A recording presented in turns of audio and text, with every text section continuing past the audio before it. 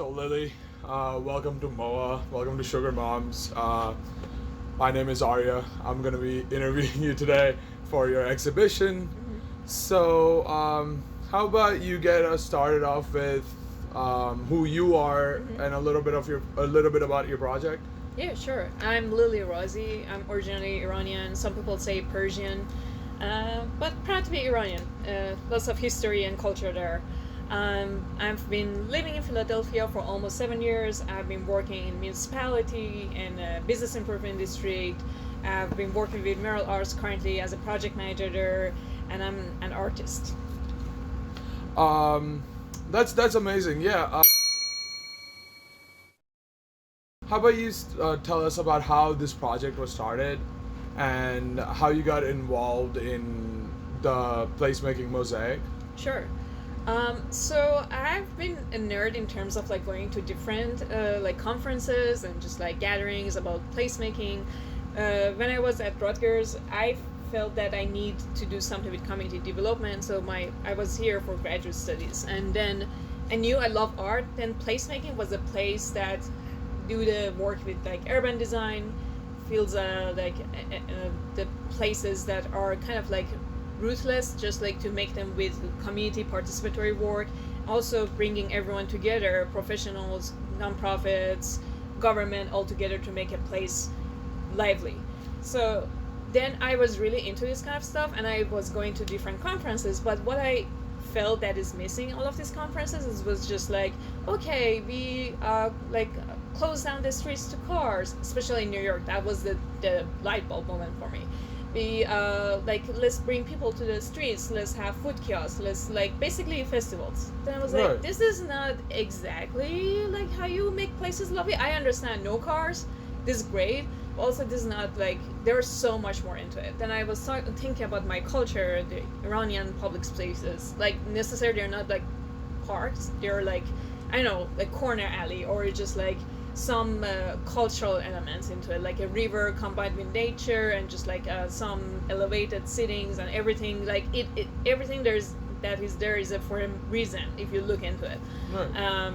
So it's like, what if I start thinking about other places? Maybe other cultures have some same level of like meaning into their places, and I'm ignorant about it. So I started doing this. And asked people what is their favorite public spaces around the world. It was through a survey. I started about a year and a half ago through LinkedIn, my networks, and to just make sure everyone's just participating, I asked many people, and by far I have 40 answers. And Nice. yeah. So, why mosaics? Like, what drew you to mosaics? Mosaics, I've been doing some mosaic work too, but just I think mosaic, each piece is different and unique, and at the same time they're beautiful, but when you put them together you're making another art. So I thought these projects also like putting together different places together, but they're all beautiful when you look at them all at once. And in reality you can bring real public spaces all together. So this is why this project is like placemaking mosaic. I'm bringing them all in one place. What does like placemaking mean to you in a personal but also artistic sense as well?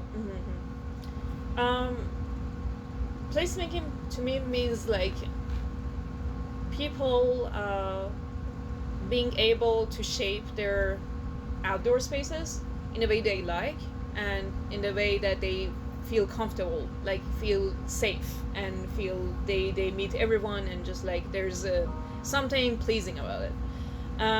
Personal level is I think whenever I'm very like out of inspiration, I go to somewhere like by the river or somewhere to just like look at people. Like people, I love people watching.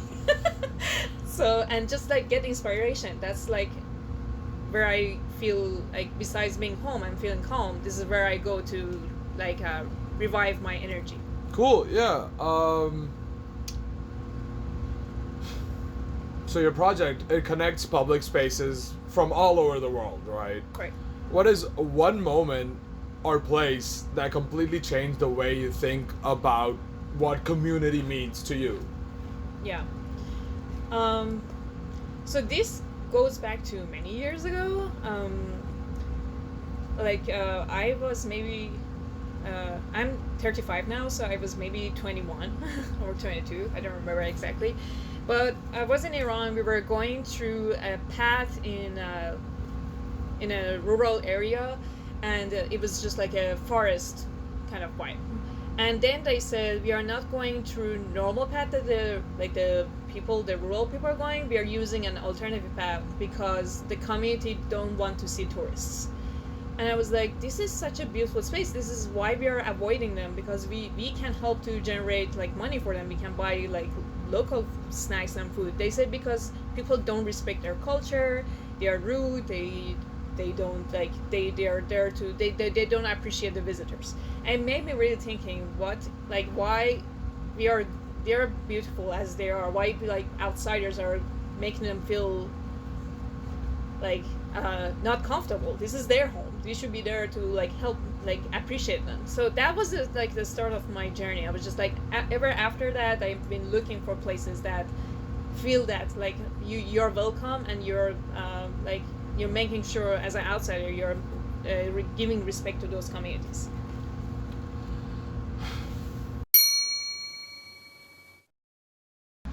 So the Rari device, it's pretty interesting, and I would say it's a little nostalgic. Could you tell me a little bit about the device itself and why you decided to build it? Absolutely. Actually, it was very. I don't know how I decided to make like what was the light bulb moment for me, but I think I wanted to do an art installation for Parking Day, which is basically a day for people to change like a parking spot into something like a little park.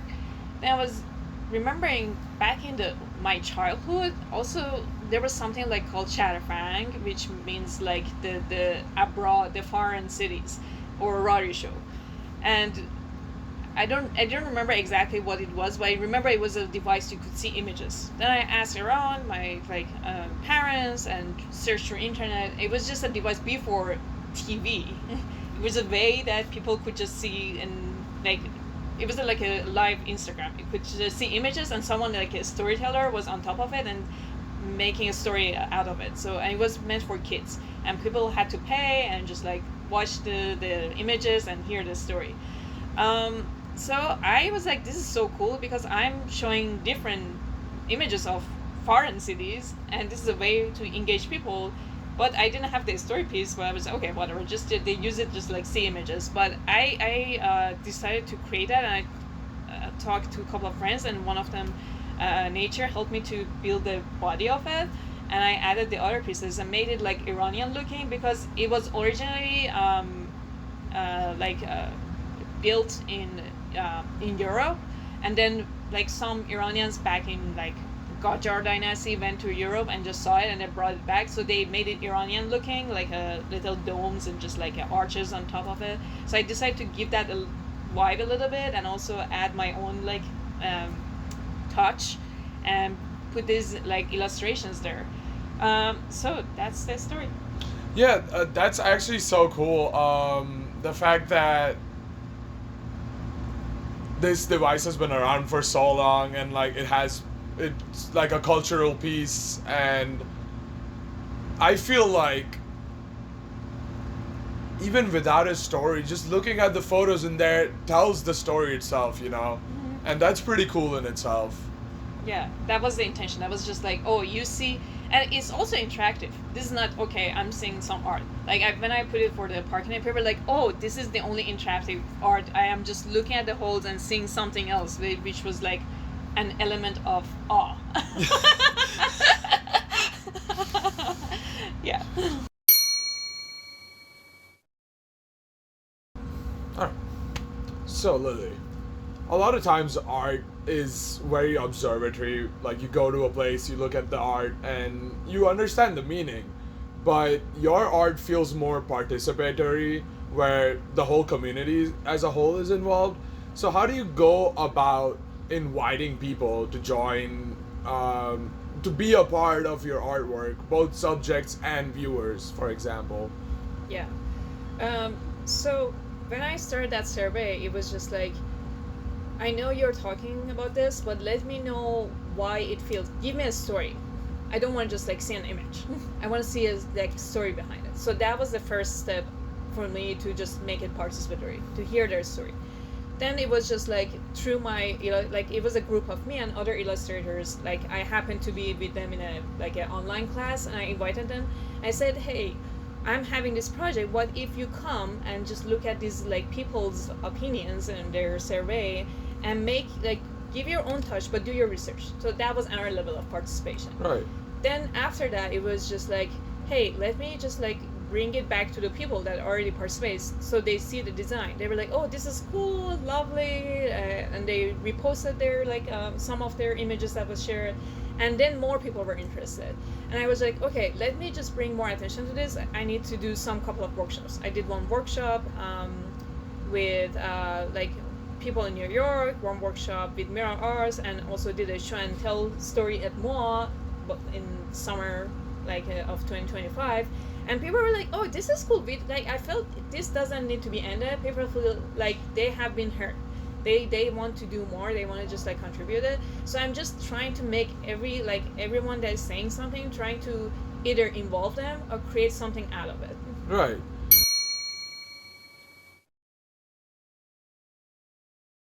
How would you say that traveling or even just observing different communities has affected the emotional tone of your art?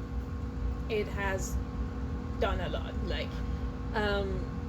Like being an immigrant, it feels like my worldview has changed. Maybe when I was living in Iran, I didn't have that like feeling or sense of like, okay, worldwide like understanding. But as I'm here and I'm just like looking, even going to different neighborhoods, I understand there's so much stories that I don't know, and I'm very curious to know more about them. And I feel like there's a need to embrace all of that, because we are a melting pot like in this country, and we need to showcase that. So yeah, even in the US or outside of US, I love to hear them and just like incorporate them into my like designs. Yeah, it is definitely like the culture here is just a whole blend of different cultures coming together, and that's like the beauty of it, in my opinion, right? Um, I would say there's a strong sense of like curiosity and wonder in your art. What do you hope people feel when they experience your exhibition that is going to be held here at Sugar Moms? Yeah, I try to have all of the continents like a representative. Like there are places from Australia, from Egypt, from um, Europe, South America, like country, cities, but they are neighborhoods. So I don't want them to feel they are tourists in that country. Like, okay, I'm seeing just like I get some idea of like, I don't know, Japan. No, this is about just specific story. So when I want them to feel after they're here, they see a specific spot in our country that maybe even if they travel there, they don't see it by themselves, because this is meaningful to someone else's, and they can feel the meaning by that. Like I personally, when I was doing a workshop at Mural Art, someone said about their favorite public space, like Three Angels by Schuylkill River. The next time I was passing by it, I really paid attention and went there, and I felt the vibe as if I was that person. It also felt that it is meaningful for me as well, because I was like, they said they had like, I don't know, their friends they were there, they had dated people or just broke up with people. It was a bench, and I really went there and sat on that bench and just like, wow, I'm in someone else's shoe, and this is very personal for them, but now it became personal for me too. Yeah, places a lot of times I feel like contain the emotions and memories that the place has experienced. And a lot of times going there and getting into the person's shoes gives a lot of insight on what has been happened here, you know? Do you have a piece in this collection that is especially meaningful to you? Good question. I love this question. So I have started a new edition. My hope is this collection is global. I'm inviting people to do their own specific country or city. So after doing this with my illustrators, they were like, "Oh, we want to do Iranian version of it. They're Iranians." So I said, "Yeah, why not?"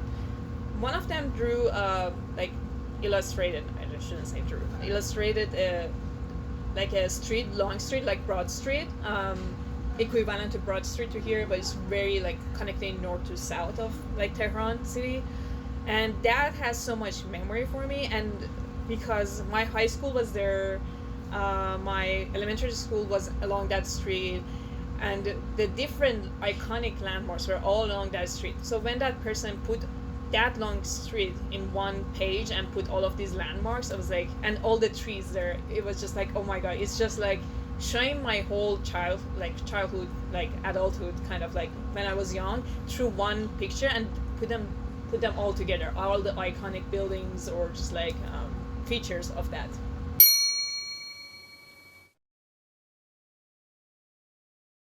So, we've talked about how you feel about the exhibition and how you are emotionally connected to this exhibition. What is one thought you would want your visitors to have after seeing the Global Placemaking Mosaic, and why would it be that? I want them to, for one night, they see themselves in other places and feel the emotions of someone else's, because we are a community, like we are not only ourselves and friends, we are global, we are people, we are connected with everyone else. This is like a word, it might be sound cheesy, but we are very connected these days. It's not just like we are like, if you want to go somewhere else, just like impossible. I want them to like feel that they are connected to someone else. The way my illustrator, when they like some of the illustrators got feedback from the person that did the survey, they were like, oh wow, I feel like I've been in their place, I've been traveling with them. I want them to travel with this illustration and see them through their eyes. Yeah, I agree with what you with you when you say that we're very connected nowadays. I feel like we are more connected than we've been in the past, especially with how easy social media is and like how many people just have a phone nowadays.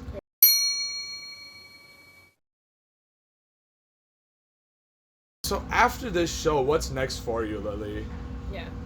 So I'm thinking of for this specific project, I want to just like do a book out of it, put it all together. But I'm inviting anyone else to, if they want their like their story and their culture to be seen by other people, they reach out and I can be a consultant to them so they can make their own edition. This was the global version, but I'm looking forward to see other versions of different places around the world. So it would be an invitation for us to go to that place to know their culture, not necessarily as a documentary, as like to know like normal everyday person, like every ordinary person's their favorite public spaces and hear their stories. I think that would be dope. And also something else is coming up is I want to use that doodling over pictures as a way to transfer the places. This was just depicting what places are in different places, but maybe use it as a way to what you wish to see in a place. And instead of just like architectural renders, which they are very expensive, rather than just like let's think of it and with participatory tools, we can work on it and just like draw over the images and see them like something that is meaningful to people.